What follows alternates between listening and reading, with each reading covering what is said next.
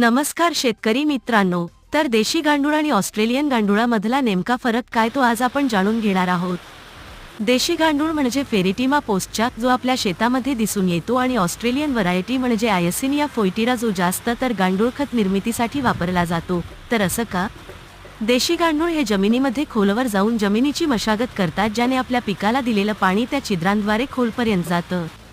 तर आयसिनिया फेटिडा हे गांडूळ जमिनीच्या वरील 1 ते 1.5 फुटामध्ये राहून कुजलेला पालापाचोळा, पाचट व पिकांचे उर्वरित अवशेष यासारखे सेंद्रिय पदार्थांपासून खत निर्मिती करतात। या दोन्ही गांडुळापैकी ऑस्ट्रेलिया व्हरायटीची पुनरुत्पादन क्षमता जास्त असल्याने ती जमिनीमध्ये स्वतःची संख्या लवकरात लवकर वाढवतात। या दोन्हीही गांडुळांचा आपल्या शेतामध्ये असणं महत्त्वाचं आहे। एक पिकांसाठी चांगल्या प्रकारचे खत तयार करतं, तर देशी गांडूळ त्या खताला खोलवर घेऊन जाण्याचे काम करतात। नवनवीन माहितीसाठी आमच्या YouTube चॅनलला नक्की सबस्क्राईब करा। धन्यवाद।